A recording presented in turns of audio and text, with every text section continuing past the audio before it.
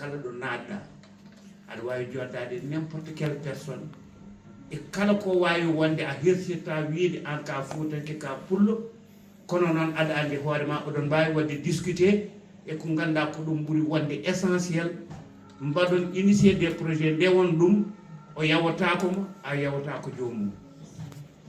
C'est pourquoi je pense que ici à Courbevoie, merci beaucoup la municipalité de Courbevoie de nous accueillir et de nous donner l'opportunité de pouvoir quand même faire quelque chose qui aura un très bon retentissement chez nous. Et c'est à quoi s'attendent nos populations. Et je remercie donc Oumar parce que j'ai eu à creuser à savoir son histoire et c'est très joli. C'est une belle histoire. C'est une expérience peut-être qui a eu à être malheureuse en son temps. Mais quand la main de Dieu est venue, il s'est dit que lui, en contrepartie, il devrait faire quelque chose pour sa communauté et remercier Dieu par ça. Adani gongo sada wada dum andu tan ada wada gongo so tawi ko gongo ma Allah walle ha gongo yaha ha yaaja ha daña barke noon so tawi dañama layat yaajat e nder aduna ko ɗum jiɗnen fuutankoɓe e bandiraɓe men afrinaɓe fof yoɓe ƴeew ko active waɗi ko goto hen fof ƴetto wadde ɗum e nokku mum ɗum woni an so tawi a waɗi ko yoni o añti ñande laya kadi laya e jamanu emin ñaagui Allah ɓeeɗo sukaɓe tokos ɓe yiiwe cukalel gotel nan ɗon jogui portable ene film so layi ha yettima e mabɓe kamɓe aussi soɓe mawni haaɓe gaari ɓe dañi responsabilité ji ɓe mbi ahan baba men kawa men tanita ko men taniraɓe men min jii e oɗo saaha ɓe mbaɗi ko waylani emin jiiɗi ñembude ɗum minenni min par rapport e notre génération notre jamanu min galɗo hunde ganda ko ene wawa wonde marqué hono gurrameji men c'est important minen on dokki min woni on dokkiri ɗon baba mal woni ko mi waɗama ambassadeur laabi kewɗi dans le système des Nations Unies. Nous avons de grandes gueules, nous les artistes. Wabina Mahmoud Ibra Kane gara mbiya bon madame ambassadeur du système des Nations Unies pour le développement. Ici c'est le Brésil, ou bien d'où ko Afghanistan, ou bien d'où ko nokku goɗɗo. Est-ce que chez vous ko kalata ko ene jogui retentissement? Est-ce que ene jogui yimɓe waɗoɓe ɗum aɗa haala développement yo yimɓe ndentu yo yimɓe liggo yo yimɓe daro? Mais min de baba mal hankadi mbeɗa wawi wiide so neɗɗo namdimami est ce que ko kalata ko est ce que ene way ko wayna noon ɗon ɗo nokkuma to henne mbeɗa wawi tourné de mi wi active nan ɗon mi ko dokki min woni kadi e wiide ɗum ɗo sene waɗe alay saago baade no baba mal ara daro nde tawno min keptinimo kanko ɗo e darade e waylano nankama min kalato momin mbaɗato o momin dusirto hono les populations wona haydara so wona onon ko mbatton ko onon noon yimɓe jogire mon yakare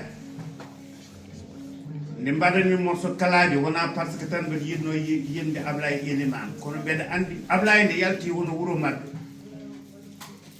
ko heewi ene fawino e bawleɓe makko emin jakori Ablaye so yeehi so dañi so woni ma wallu ma wanni ma dar wona ɓamtare kono diwanu e nokkuji men onone kadi ko noon no jartuɗon nde jaaɗon e nder aduna o wonɓe toon no Siré wiiri ni eɓe kedde ndimago mabɓe ɗe eɓe eto eɓe mbaɗa kadi eɓe dañi hen woni kono noon onon yaaɓe ɓe yimɓeɓe ne jakori e moɗon ko jaaɗon ko jangguɗon ko mbawɗon ko ndenduɗon ko ma won ko nafi heddiɓe ɗum woni ko acte waɗi ko Allah jarama on jarama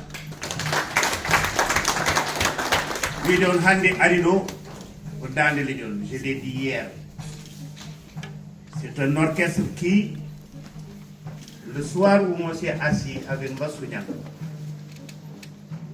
et Mansour Seck Talla Faye et tant d'autres et nous nous sommes dit que nous allons monter un orchestre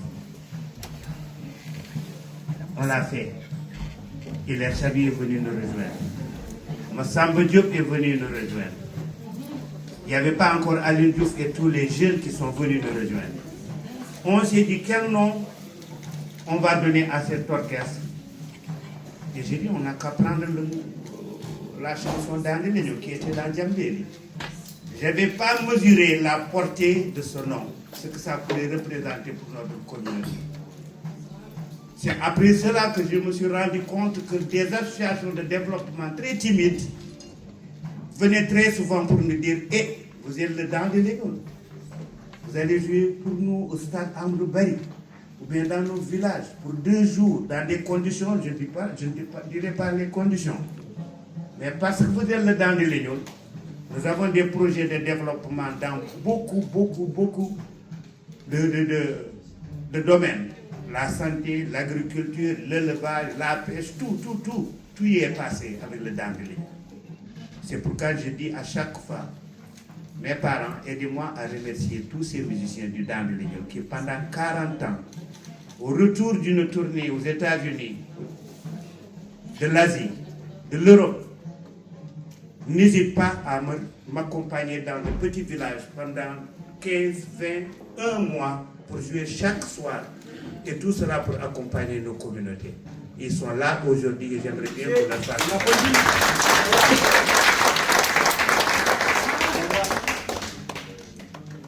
J'aimerais aussi remercier quelqu'un qui est là avec nous qui s'appelle Djibiba Belel Djeri Dandé Legno, qui à chaque fois que le Dandé Legno se déplace, il paye son billet, son hôtel, il vient pour soutenir, pas seulement parce qu'il aime Babama, mais parce qu'il sait ce que représente le Dandé Legno.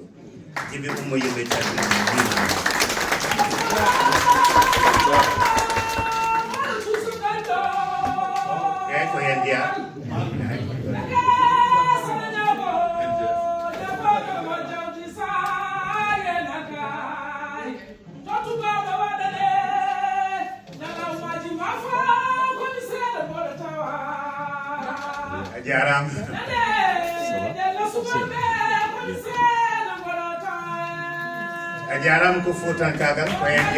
Vous m'avez donné la possibilité une fois de plus que mon métier est très noble. Et je vous promets, si Dieu me prête longue vie, d'être toujours avec cette association actuelle. Que je sois booké pour faire une prestation ou pas, je pense que j'ai le devoir d'être à vos côtés. Et je serai, Inch'Allah, à vos côtés pour tout, parce que Tekan, c'est mon Tekan. Tekan, ce sont mes amis. Au-delà de la parenté, quand le tchou sousa, on s'aille du mounango et la tire.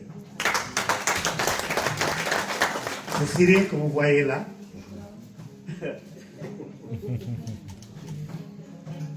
des soirs à Nouakchott, il était étudiant et nous étions ce qu'on appelait à l'encore. Mais on échangeait. Il y avait Moussa Bolikan qui était là-bas, Seydou Khan, qui nous donnait des informations par rapport à l'histoire que lui, il a connecté, ses connaissances. Donc, et c'était très beau. Et je pense que ce sont les périodes les plus belles de ma vie. Parce que c'était tellement naturel. On faisait tout naturellement. Et on s'est liés d'amitié. Je peux dire la même chose de Fatima, l'homme qui est là, assise avec nous. C'est pourquoi je dis que c'est de mon devoir, quand je vois que vous faites quelque chose de formidable, d'être là à vos côtés, que je sois booké ou pas. Vous me dites les dates, et je serai là avec vous, Inch'Allah. Je ne finirai pas sans remercier Mamoudou Ibrakan.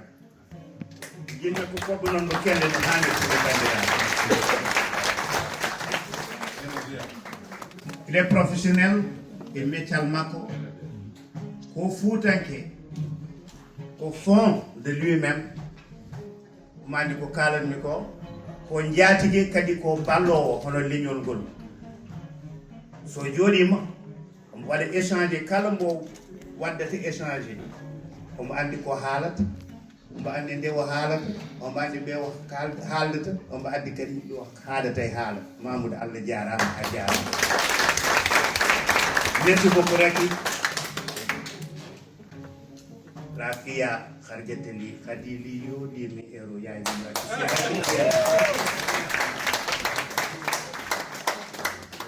c'est Raky qui est là avec nous mais merci beaucoup à Ndiaye Diatta et c'est toutes ces TikTokers